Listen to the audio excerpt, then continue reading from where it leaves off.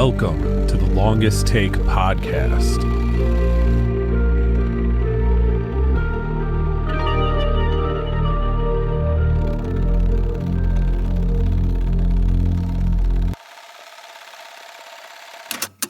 Thank you for listening to the Longest Take podcast.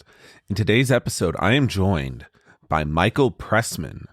Michael Pressman has had an expansive career in film, TV, theater, directing such films that were pivotal to my childhood, such as Teenage Mutant Ninja Turtles, Secret of the Ooze, and Bad News Bears and Breaking Training.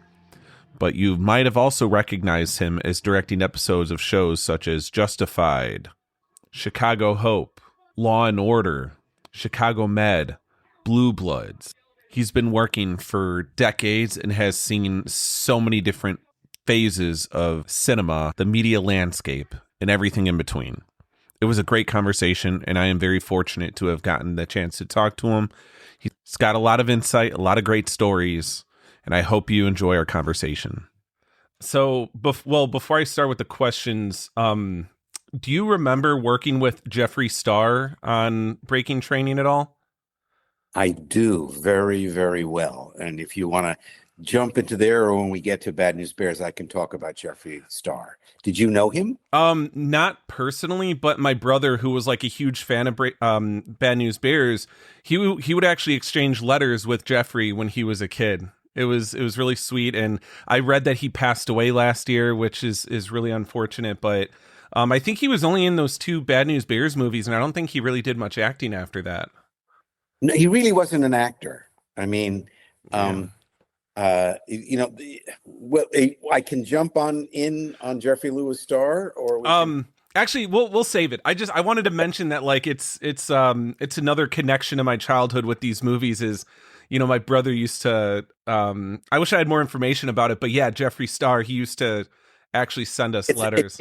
It's a wonderful story, and I look forward to sharing it with you. Awesome. Looking forward to that. But the real start to the questions here is, what are your top 5 favorite movies? Okay. I thought about that, and I'm just going to give it to you and maybe elaborate a little, but, number one, I have to put in Lawrence of Arabia. Now, I saw Lawrence of Arabia when I was 12 years old, 1962. I remember the theater, and it was a matinee, so it was 12 noon. It was in Florida. I was acting. I was a child actor and acting in a play, and my mother just had an afternoon, so great, 3-hour movie. She just left me there, and I was transported to another world, and it was hypnotic. And if you think about it, in addition to all the brilliant parts of the movie, what I mean by hypnotic is shots and images were held so long on the screen that the fact that there may have been 10 people in the movie theater at 12 noon on a Monday, I got to go into that world. I mean, it was really quite affected to me, and subsequently I've watched it on many occasions. The next movie, which I also saw when I was young, but it didn't make sense to me, but boy, has it become not only one of my favorites, I probably watch it once a year and can have memorized much of the dialogue, and that is Dr. Strangelove. Dr. Strangelove is just a sheer masterpiece of Black comedy, and the idea that they could make a comedy about the dangers of nuclear war. I wish we could find a comedy to do today that has the same power of Dr. Strangelove. Now, this is a movie that I saw I think I may have seen it in film school, but it has stayed with me, and also I probably look at it every couple of years, and it's overwhelming emotionally, and that is The Bicycle Thieves, Vittorio De Sica. That is considered by many who are history aficionados in cinema, that it is considered probably one of the greatest movies of all time. Vittorio De Sica, director, found non-actors. It was just amazing.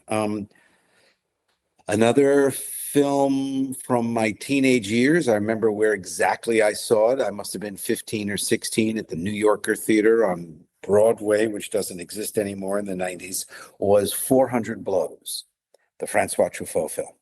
Uh, I just recently watched it again, maybe for the fifth or sixth time, and I also too find it incredibly overwhelming. It's an absolute masterpiece, and was his first feature, Francois Truffaut's first feature. Now, there's another filmmaker sort of personality that is also instrumental in my early years, and that was Charlie Chaplin. I've known all the films, and I had to put one at the top of my list, and that is City Lights. City Lights was remarkable in so many ways, but one of the most amazing things was that it was 1932 and sound had come in, and he refused, Chaplin, to go to sound. He mocked sound in that film, but it was Modern Times, which was his last movie, Silent, that he had that song that he sang, which was gibberish and still mocking the use of sound, but he knew the tramp's life had come to an end. That's Modern Times. But in City Lights, the ending was so devastating when the blind flower girl gets her eyesight and she doesn't know who did it, and she finds out it was the tramp, and she is devastated, destroyed, in awe of him and admiring, and he is left holding all the emotional feelings, and the film ends. I couldn't believe it. Just ended right there. And must have been 14, 15. Okay, let's put a classic up there that I'm sure we all know. And that is, also saw it when it first came out, and there's The Godfather. The Godfather is way up there in the top five. I'm going to throw in a handful of others because it's so hard to just go with five, and I won't spend the time on them. Yeah. But I got to put Jaws up there. Jaws was like a life-changing movie that was a life-changing film in the history of our movies. Right. Field of Dreams. Field of Dreams gets me every time to tears about the father and son relationship. But I love the fact that it played with surrealism and reality and the thematic idea. You never quite understood what was going on until the very end. If you build it, he will come, is what Ray Liotta says, not Right. they will come. He gets it right and turns around and goes, oh my God, there's my father. And he looks so young. There isn't, anyway. Okay, let's throw in My Cousin Vinny. Let's throw in Some Like It Hot. And then finally, my film school's teachers movie, which was one of the reasons I went and studied with Alexander McKendrick at CalArts, and that was Sweet Smell of Success. Sweet Smell of Success and The Lady Killers, two of his masterpieces that are movies, if you haven't seen, are worth seeing. That's the oeuvre of my contribution so far. Love it. Yeah, a lot of classics there too, and in particular, like with City Lights, Bicycle Thieves, 400 Blows, all great Criterion releases too. By the way, those look pretty great. With what you said, there's a couple things I want to touch on. With what you said about Doctor Strangelove, the new Alejandro Iñárritu movie, Digger, with Tom Cruise, it looks like it might be taking that same bleak, dark comedy approach with like I guess like global repercussions, where instead of nuclear war, it looks like it has to do with the environment or something like that. But okay, I'll get it. Okay. Yeah.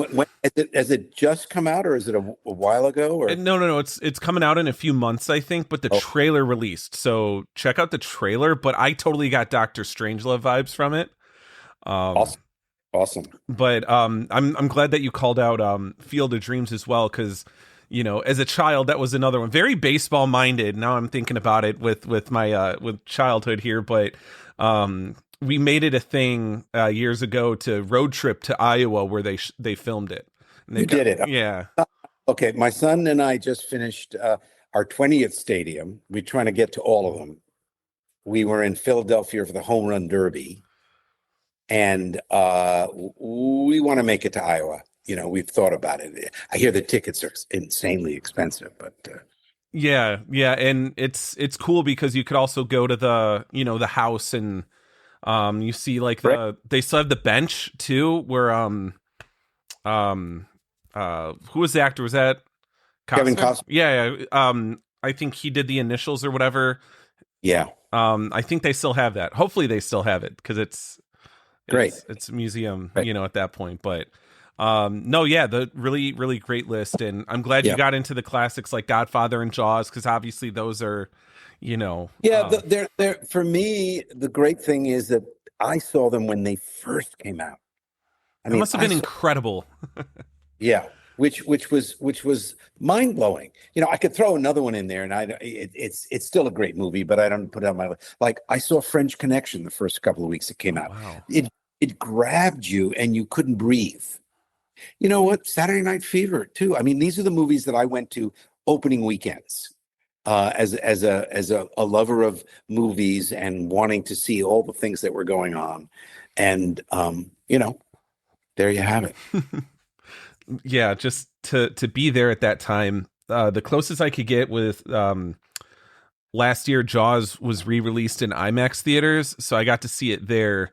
Oh, Um, I mean, because on Father's Day a couple of years ago, there was the 40th anniversaries, and maybe that's where you went. But my son said, "What do you want to do for Father's Day?" I said, "Let's go see Jaws," and he's a big Jaws fan too. So, Yeah, I love it. I love it.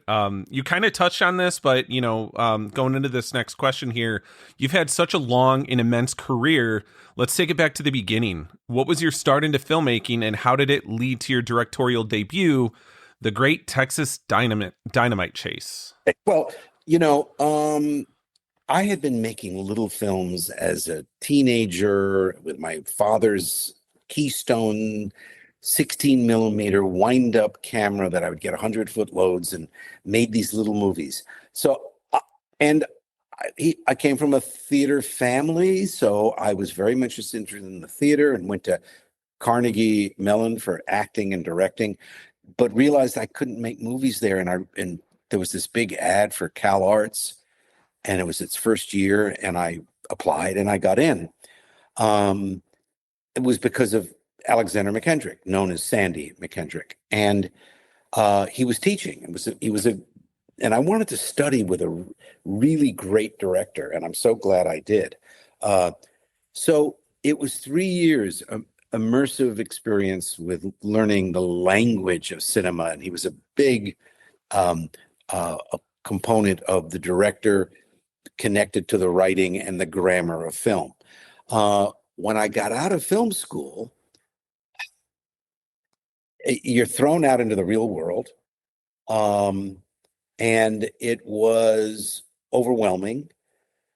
And I got an odd job reading scripts for a company, and then that company fell apart, and I got uh, through a friend got a chance to write an episode of a children's show, and I was writing my own script that was pretty terrible, and I was uh, it was a time, especially like with Jaws coming out and all that, where everyone was looking for the new young filmmakers. And the greatest spot to connect with was the Roger Corman world. I was lucky. Jonathan Kaplan was a childhood friend. We went to the same school as children. He had made two Roger Corman movies. He came out to LA. He contacted me, or I don't remember how it started, but he said, "You got to go. I'm going to get you a meeting with Roger Corman. Pitch something." Or he wants to do these nurses movies. Anyway, I met Roger Corman, but I had my short film from film school. He looked at it and he said, "Okay, he can direct." I got an assignment. It fell apart. It never happened. This took 2 years. I'm sharing all this because I'm saying it wasn't overnight. Yes, it was overnight. At 25, I got to direct my first feature-length film for Roger Corman, but I was 23 out of film school when this process began. Um, he canceled the movie. What do I do? Jonathan said, go back, pitch another story. So we pitched this film called Dynamite Women, which became the Great Texas Dynamite Chase. And he said, I'll give you a distribution agreement. You go raise the money for a $200,000 movie, and I will pay $75,000 when you deliver the film. So it took us another year. We were able to get a company to invest. We got friends to invest. And the bottom line is we made the movie. Now, I I had no idea what I was doing. And yet I did. And what I mean by I did was I had the full knowledge of film school. I had made a short film. 5 classmates were involved in the movie. The guy who wrote the screenplay went on to he was a classmate of mine. David Kirkpatrick, Sean Daniel, who began president of Universal, was the second AD. The assistant editor was Marshall Harvey, who went on to be a top-notch editor. David Irving was my producer, who ended up becoming head of NYU Film School, but we were all in class together. And it was the thing that happened was it was a community, and I got other people involved, and we made the film, and to my amazement, it was incredibly well received, and we got great reviews in theaters, in the Variety and Hollywood Reporter. I was a little overwhelmed.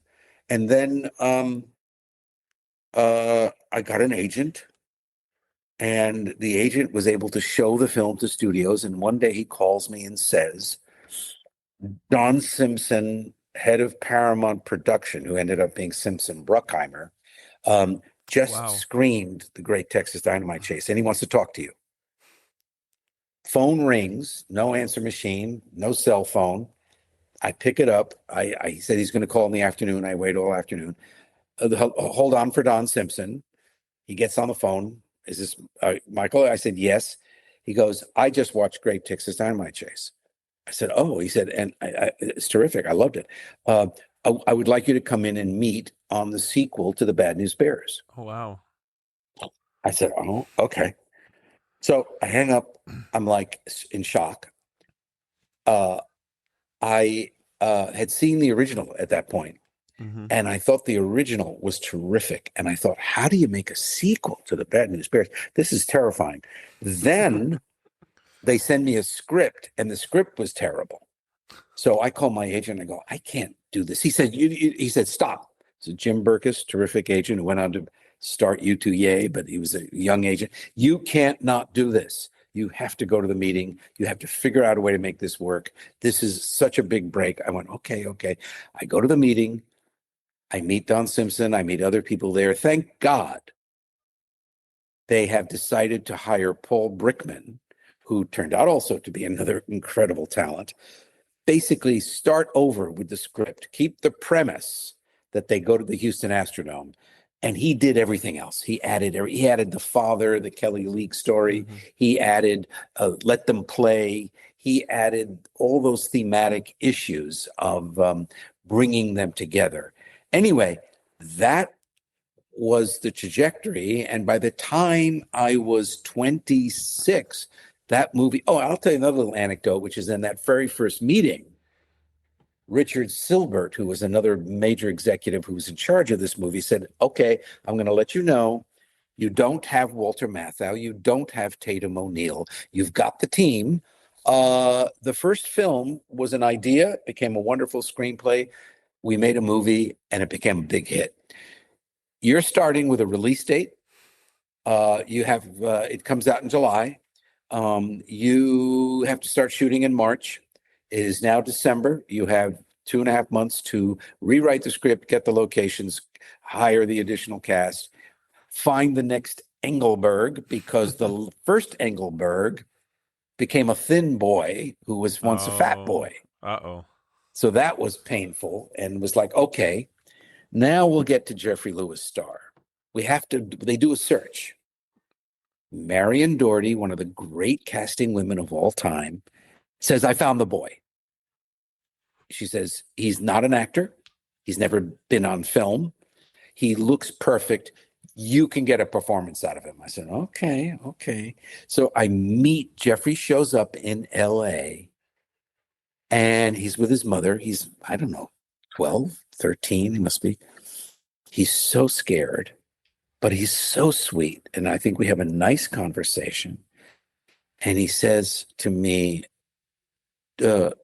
do I said, so we want you to do the, he says, do we want you to do the movie. He says, do I have to learn every line before I show up?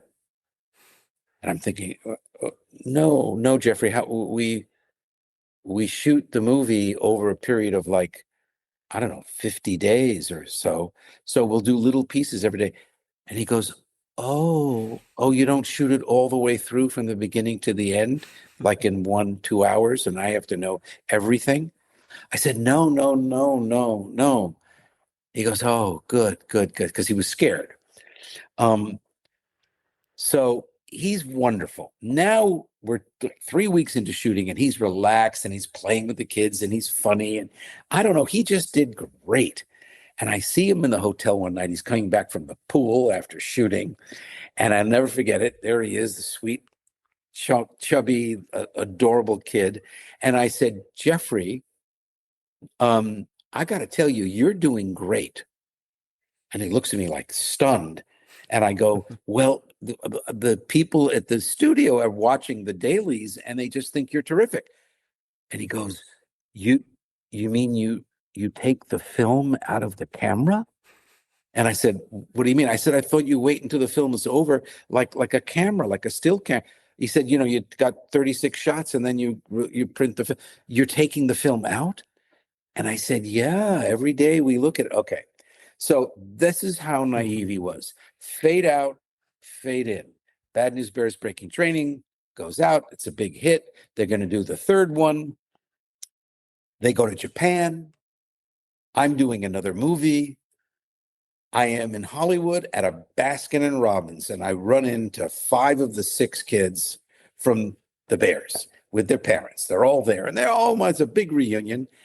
And uh,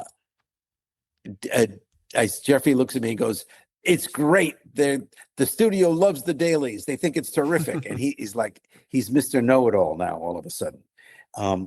And I think I had some communication with him, but that's the last time I saw him. And then I followed him a little bit on Facebook. And then his brother had sent me a note that he had passed, which was heartbreaking. And I think he was 36 years old or something like that. That's the Bad News Bears, Jeffrey Lewis Star story. Yeah, yeah, no, that's awesome. Also really wholesome too. It's really great to hear that. Especially because when it comes to, sometimes cinema and child stars and stuff, some of those stories get dark or, people go on a certain path. So I'm really happy to hear how it went with, at least with him, and everything. I think he went home to live his normal life. And yeah. I want to say Anna, Illinois. Am I right? Is that where it could be? I've never known where it was in the outskirts of. Yeah. I think it's Anna, Illinois, is what I remember. Anyway. Yeah, I wonder. I'd have to check my parents' place to see if we held on to any of those letters, but I imagine the address on there would say, wherever he stuck to afterwards. But did you ever have a conversation with Quentin Tarantino when he said that Breaking Training was one of the best sequels of all time? Or did you just read that somewhere? Someone contacted me, and I forget who it was, said, you better listen to this podcast. So I did. And I was truly overwhelmed because everything that he brought up was really the intent, meaning that when the film came out, many of the critics missed it from a standpoint of the profundity that Quentin Tarantino talked about, which is the father and son divorce situation and the casting and the fact that we got them to look just like real people. And he just nailed it. And it was so important to me that I actually felt quite misunderstood by the movie. And though the film was a big hit and my career in terms of showbiz land was great at that moment, I really wanted to do something that was very, very different and far more serious. Hence the Boulevard Nights film that I did. But I did reach out and I sent them a fan letter after listening to that podcast. Did you get a response from that letter? No, I didn't, but Oh, I do know they received it. I listen. He's a phenomenal filmmaker. My son and I are devoted to Quentin Tarantino, and maybe he is listening, but he's a very, very uh, committed. Um, I mean, the volume of his work is just incredible, and so, I hope he did receive it. awesome. Love that. And I love hearing like some of those themes about breaking train that kind of went underseen. In 2011, when Josh Wilker wrote the Bad News Bears, breaking training, a novel approach to cinema, he talks about it being an expression of, the American resilience and joy, the American dream. You already mentioned how the writer of Breaking Training was already, doing those things, but were you a part of that process of Josh writing this book? Did he talk to you? I don't remember, and I don't think so. I think it was very separate, and I could be mistaken. I don't. He may have called. I don't remember. But one thing that was very clear is that we were telling a adolescent fantasy, you know, getting on the road alone without a parent, breaking the rules. That was always the concept that I have to even think that Leonard Goldberg, who was, the lead head producer, was a brilliant salesman. And I don't know who came up with the idea, to tell you the truth, but we went with it and it was discussed. And I even did some kind of crazy improvising in that van with the kids, and the picking up the girl who's the hitchhiker, all that was improvised and not in the script. And I think Paul Brickman was having a little bit of a heart attack when he was watching the dailies, thinking that I had lost my mind. But the studio was just loving it because it was really to the theme of, kids on the loose. I mean, if anything, I don't mean want to put this connection, but 400 Blows was an important influence for me, and this was a um, uh, comedic, commercialized Hollywood version of 12 kids or 9 kids on their own, and you know, I would love to revisit both movies, 400 Blows and Breaking Training, and make those parallels myself. I think that would be a great back to back watch right now. Um, I'm you can't go wrong. There are tremendous similarities, and also some very strong emotional similarities. Great to hear that.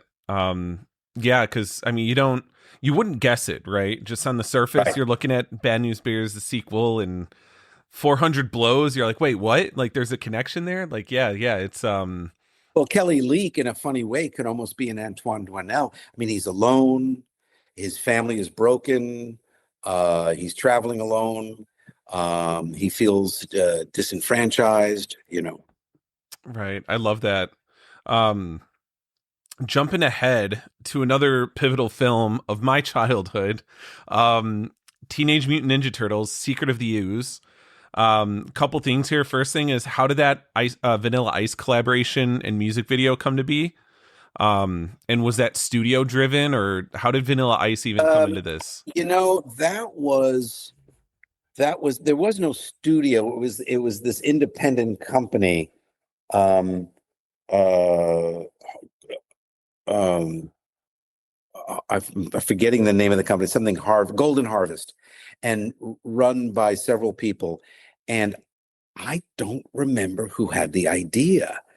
I do know that we were heading into the final sequence in the chase, and I don't think it came up.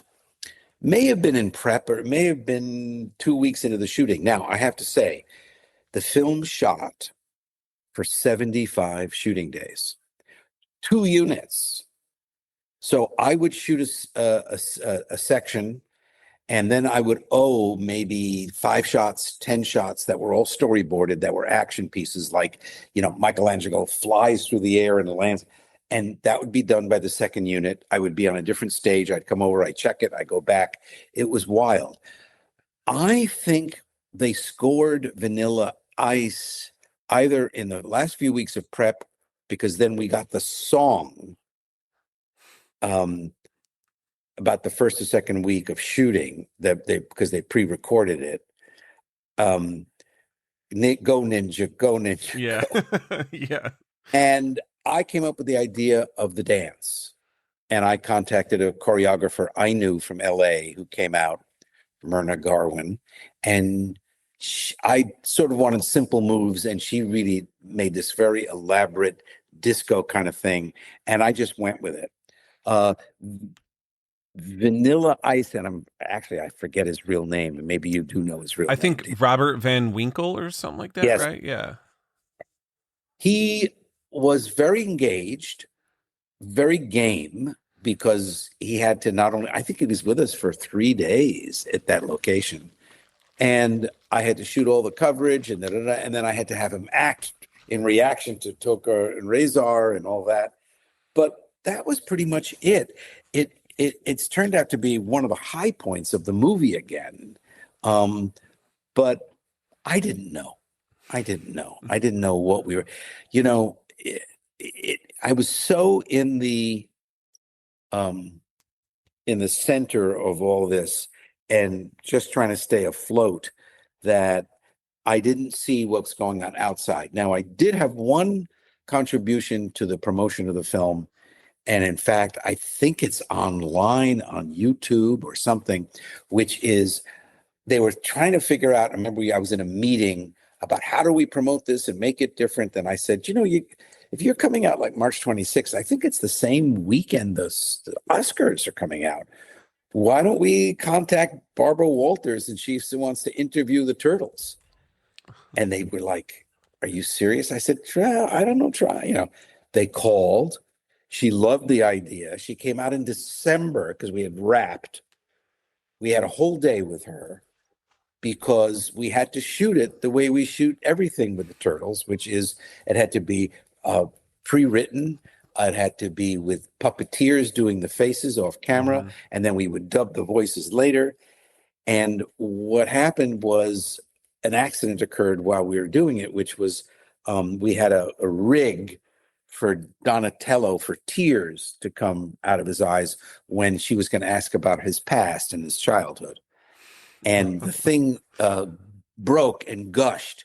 And right in the middle of it, it's like tears were like flying floods of water out of his face. And the actor just went with it. And she's getting wet all over. And it was just crazy. And so it was a very successful 5-minute promo, but it took us months to put that together.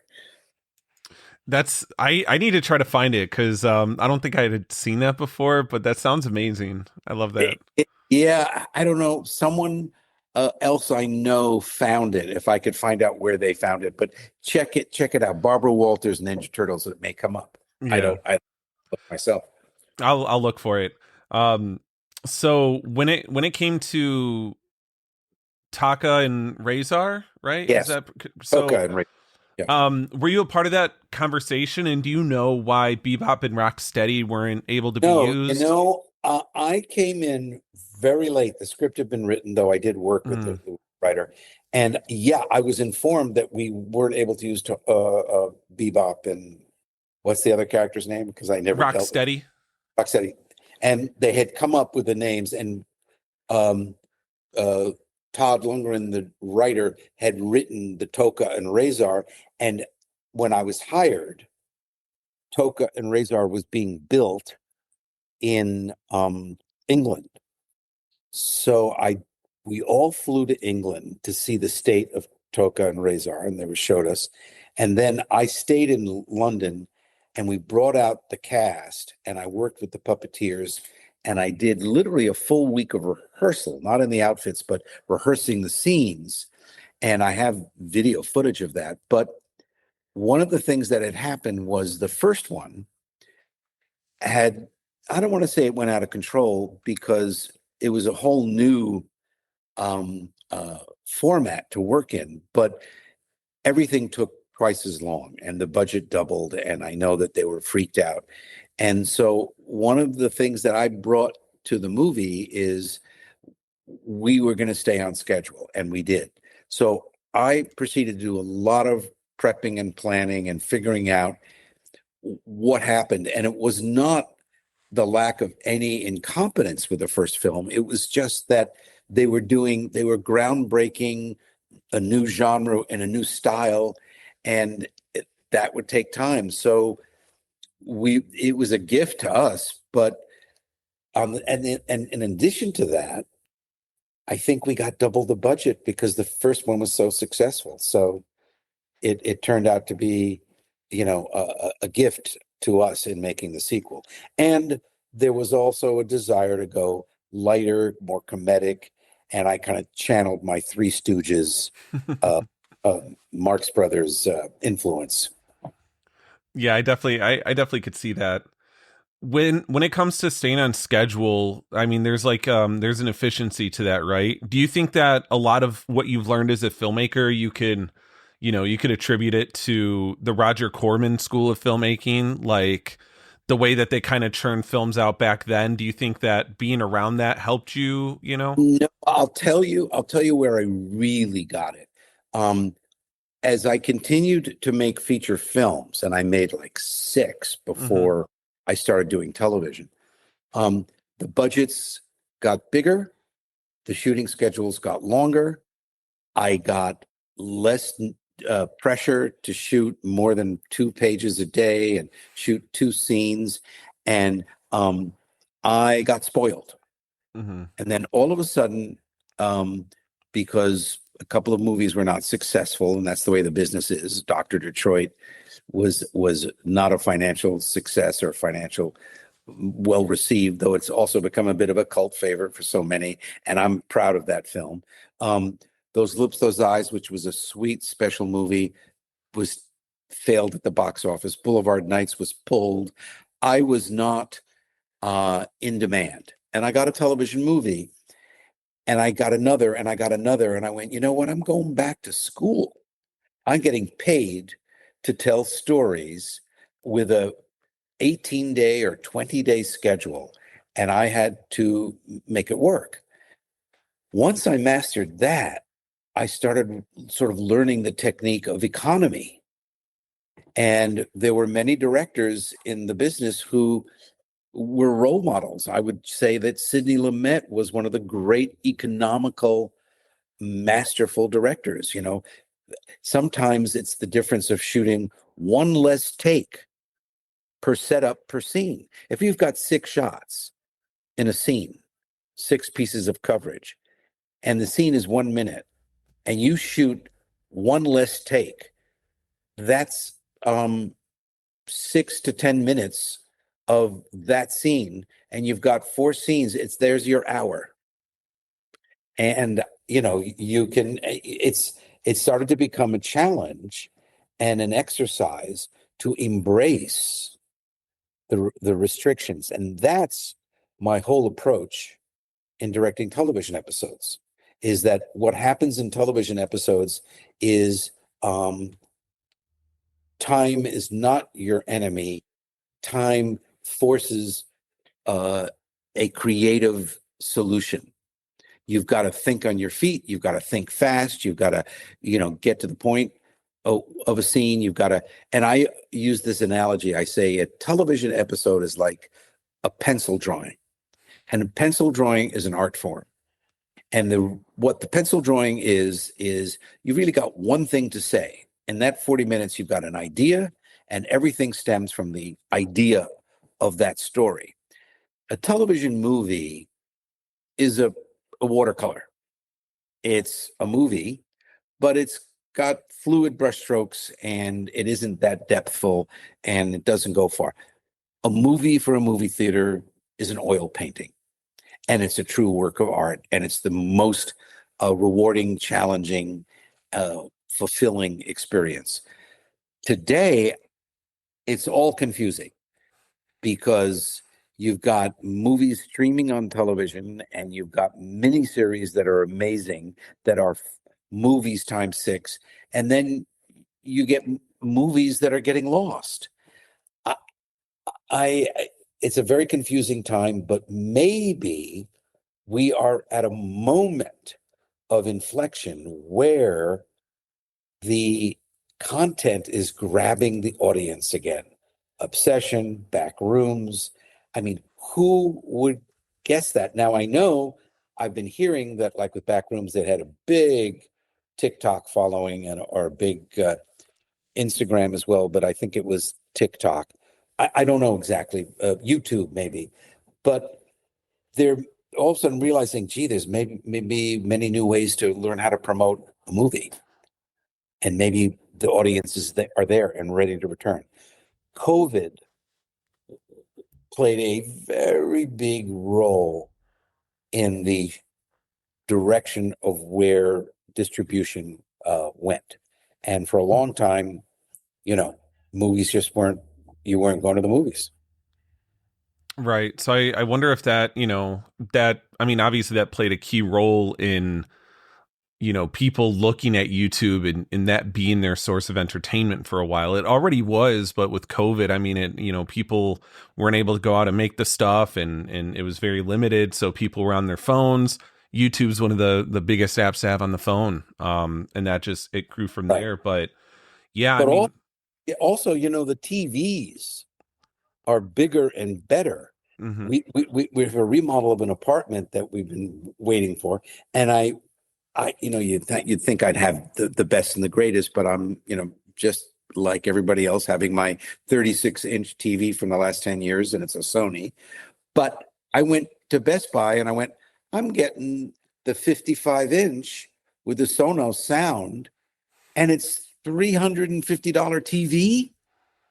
I was in the store 10 years ago. They were 2,000, and the prices have come down, and you're getting the movie experience if you don't want to pay to see that movie in the movie theater. So you're getting choices. And if the movie, I mean, look, Odyssey has got me hooked. I've got to see it in the movie theater. I haven't seen it yet, but I'm up here in Maine at the Mm. moment.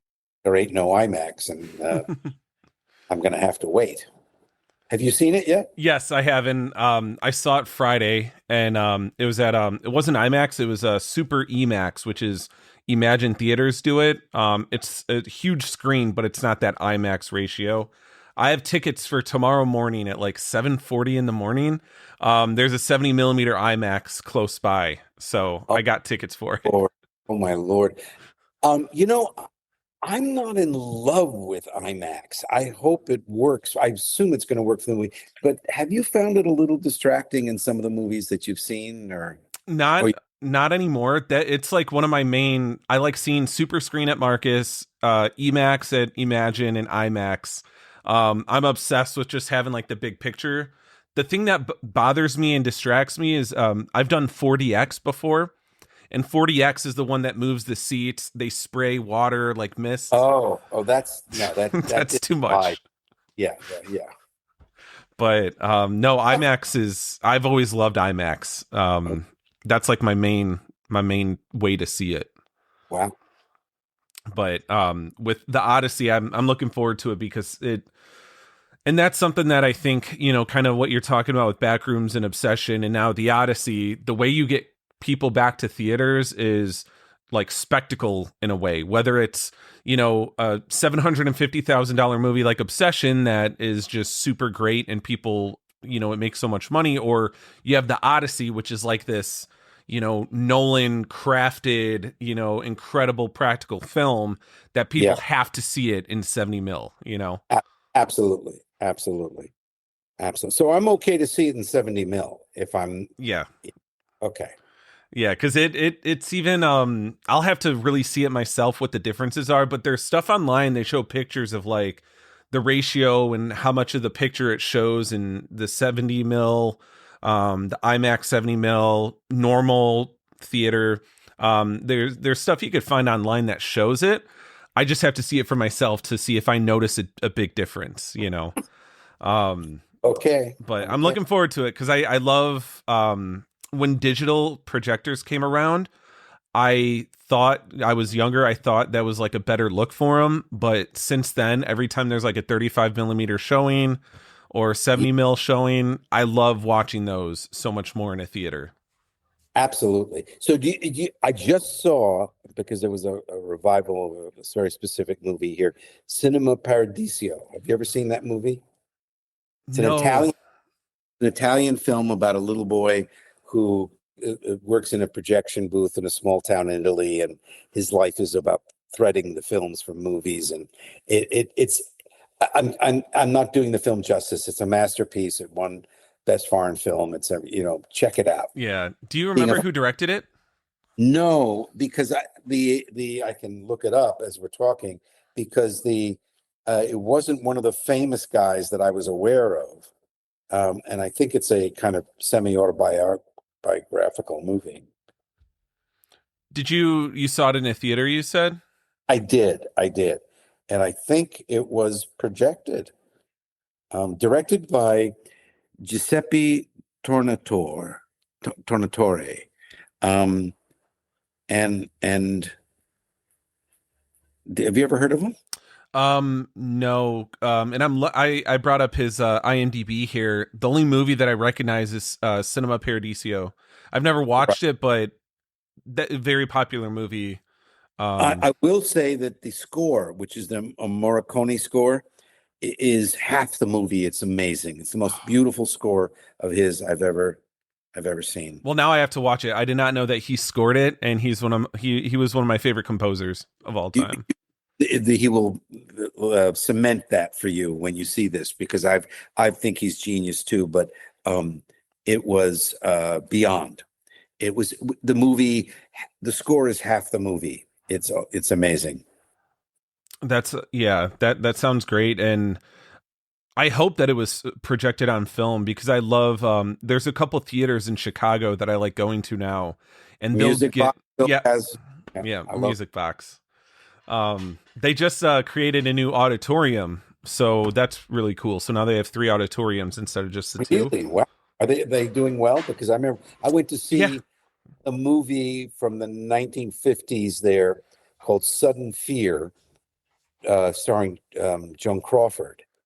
And it was wild. The audience was totally participating in this film noir murder mystery movie, and it was just great. Yeah, I love it because like everybody who goes there loves film, and everybody loves whatever they're watching. A few years ago, probably like 2017 or 2018, I saw, I don't know what print it was, but Stalker by Tarkovsky, Andrei Tarkovsky Stalker. They played that there, and that was amazing. Wow. Loved seeing that. Yeah, Music Box. They're only seen Solaris. I haven't seen that. It's good because it's really cool because Tarkovsky, there were I think 2 books he adapted, 2 sci-fi books. Solaris, which was a Stanislaw Lem book, and then Stalker, which was the Strugatsky brothers or something like that. But yeah, those are probably my 2 favorites of his. Always been a big Tarkovsky fan, so that's something you should check out when you get a chance. I will. Because he's one of my favorites. Getting back to the TV side of things. So I saw that you've done episodes of Grey's Anatomy, Weeds, Justified, Law and Order. And you did touch on how things have changed a little bit, but just as you're directing TV, coming from, directing cinema for, movies for decades, just how has that process changed, and like, where is it now, and how, what's your key to adapting to it? Well, it's a good question. Look, you have to fit in. And what I mean by that is, you have to make that schedule. I mean, if a show is shooting in 8 days or 9 days, you have to do it. But what has happened, and why I think it's really a great muscle to use, it's almost like going to the gym. The advances in technology are also in television, meaning I'm now working with 2 and 3 cameras and a video village with monitors and figuring out all the different angles. And it used to be very, very primitive in television, and it's tremendously advanced. I have one complaint, and I think that this is just what's happened universally with the audience's need, or the idea to grab an audience, is I just find many times the shows are edited too much cutting, that a shot doesn't last for more than 2 or 3 seconds. And it's a philosophy that I don't agree with it. Now, when I was doing television in the early 2000s and the 90s, I became known for my kind of elaborate 2-minute oneers, where I would shoot a scene and I'd do it in one shot. But I'd take 2 or 3 hours to set it up and do moves and do this. And, it was a real kind of uh, Orson Welles, Steven Spielberg kind of influence. And I never got bothered by it. Now, I was also, I mean, look, I did it on Chicago Hope. I was the executive producer and, or Picket Fences. And then early on in Law and Order 2, when I got a really great oneer and, we did it all, it's perfect. Now, what's happened is it's become, you have to shoot all the coverage. Whether you use it or not, you have to do it. And I've been called on the carpet a couple of times about it. And it's not a fight worth fighting because you won't win. The only place you win is in the editing room, where you can actually say, okay, I've got all those shots. Let me shoot. Let me put the way I want it to be seen, which is with one long shot.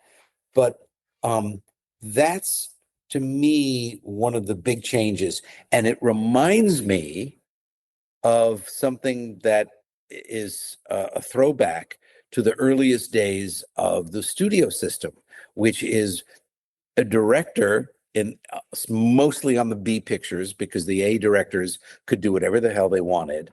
But the B movies, which were the television of the day, and you had great B directors working, master shot, over the shoulder, close up, master shot, over the shoulder, close up, mandatory, so that the film could then be edited without the director in the system, and you have all the ingredients.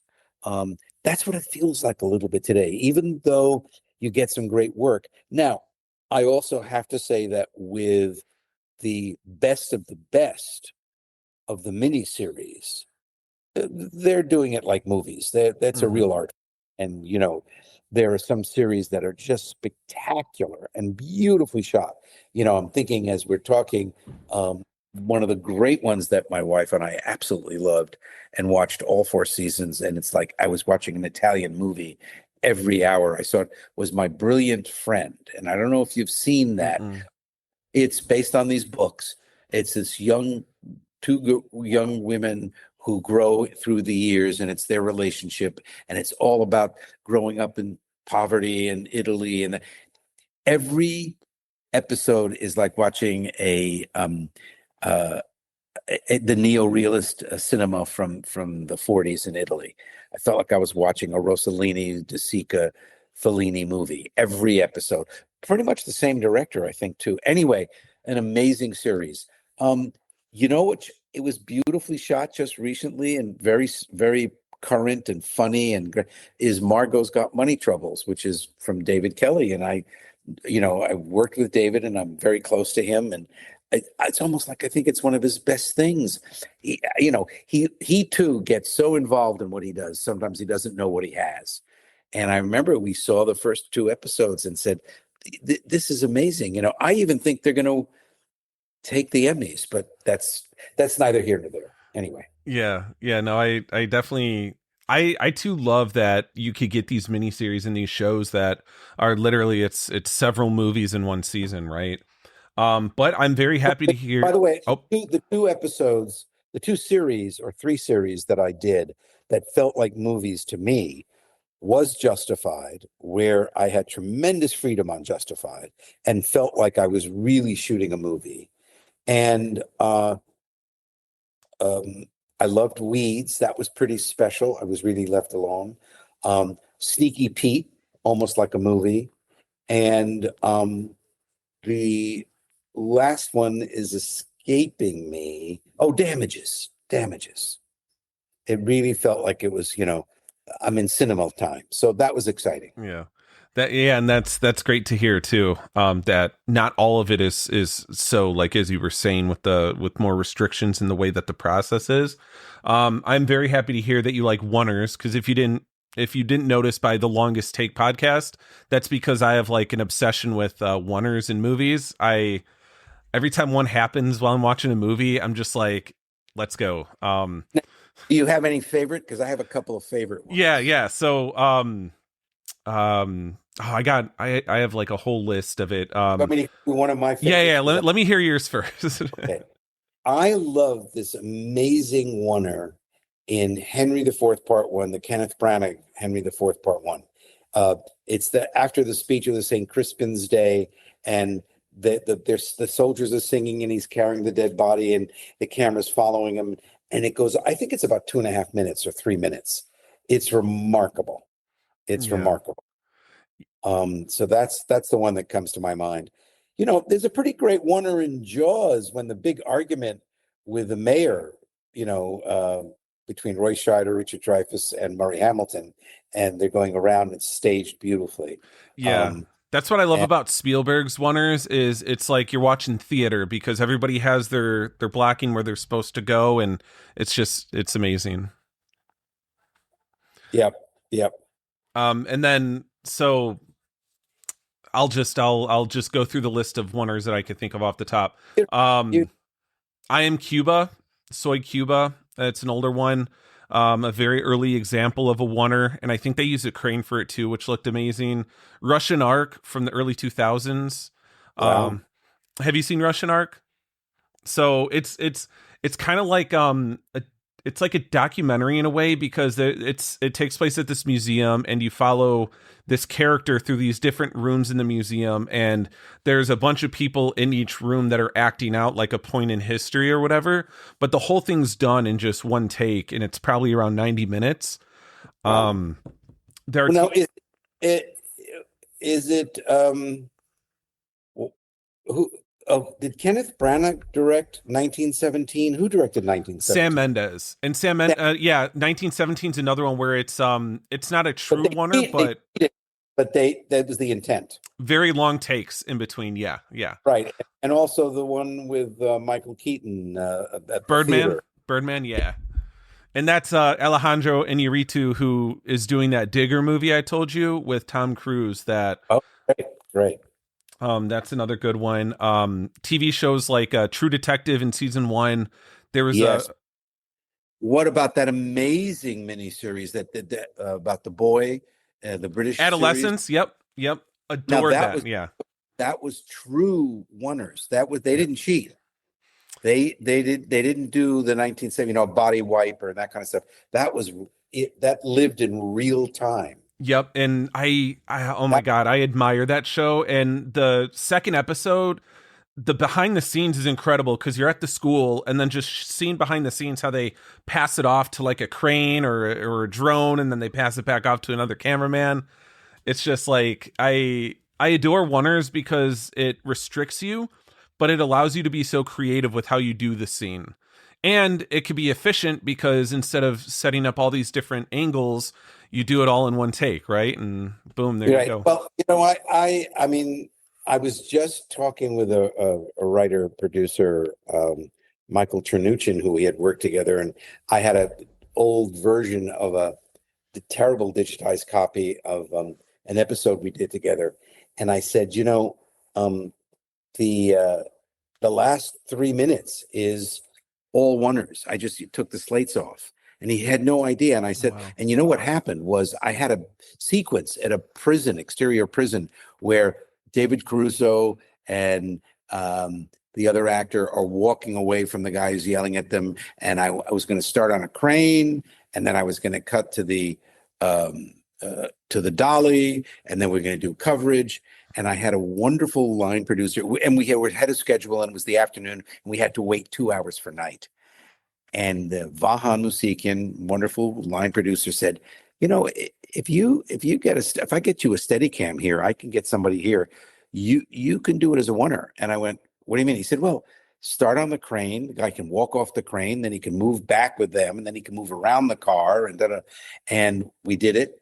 And if I got it to you, it feels seamless, which is what I love most about the winners is that you don't notice them. You Mhm. start to live in them. But every setup was one shot, you know. Yeah, yeah, I need to see that because like I said, I've got this like obsession with them, and action movies are incredible when they decide to pull off oneers. Um Extraction 1 and Extraction 2 are really good. Some of the John Wick movies have really great oneers in them. It's just so creative, and seeing the stunt performers in one seamless That's take just doing it, you know. wow. Wow. It's incredible. Right.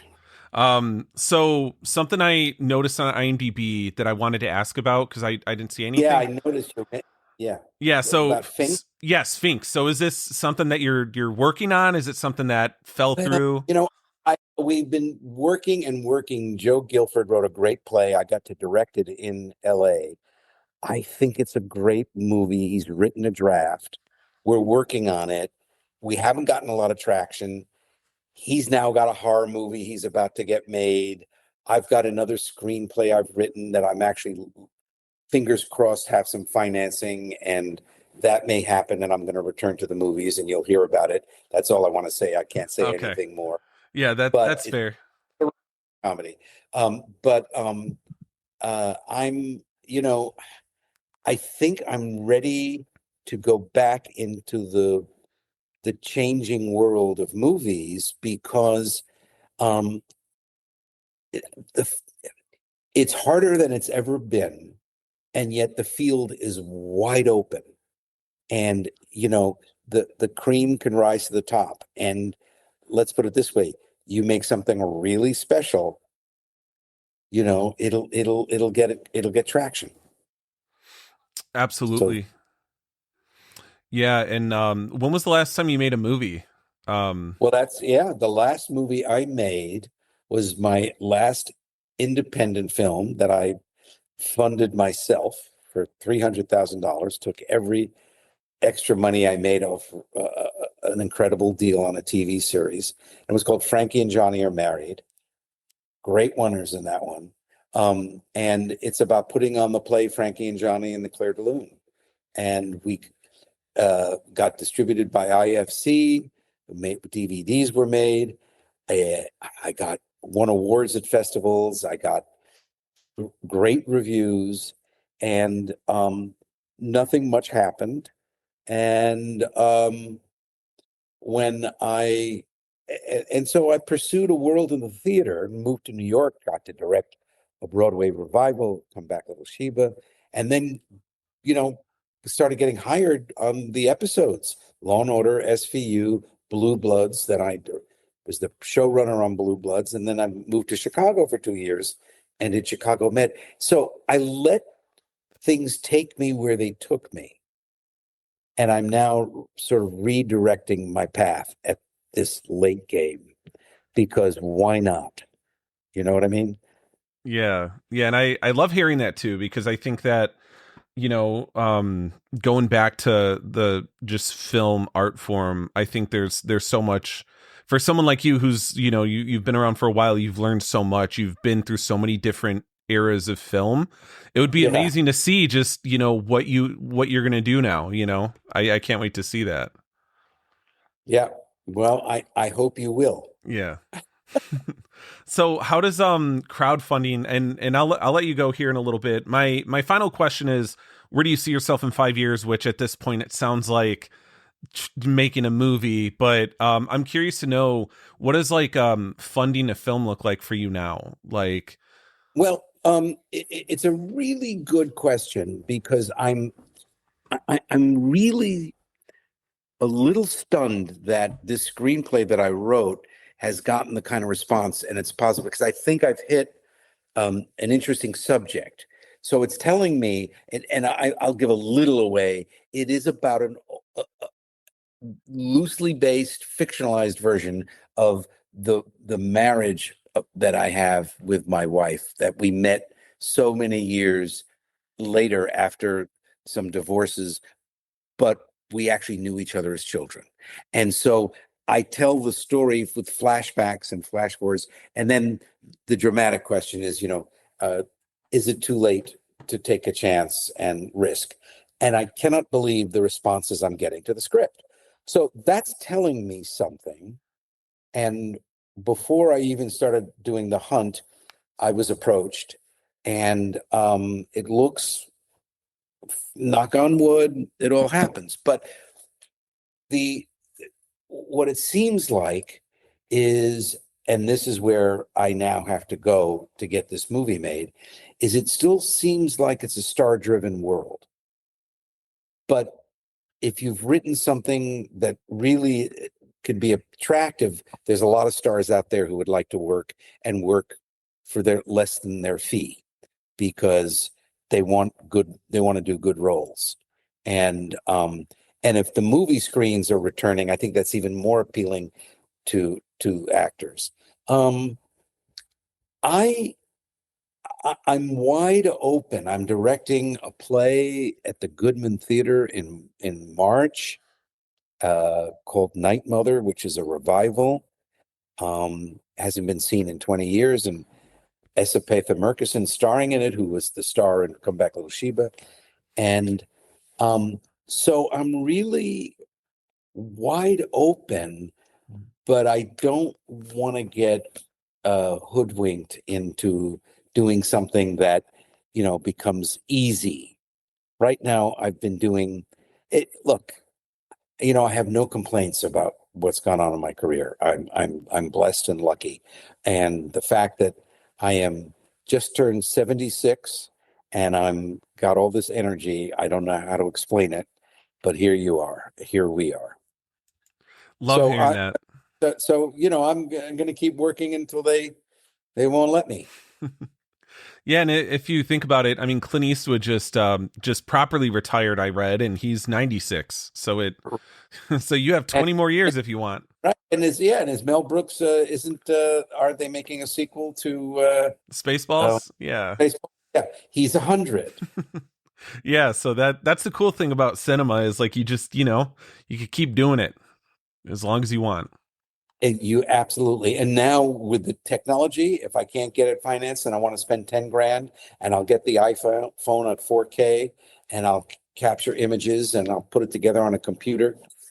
Yeah. Boom, there you go. Yep. That's it for everybody. All right. This has been a pleasure. Yeah, no, it was great talking to you, Michael. I really appreciate it. Great.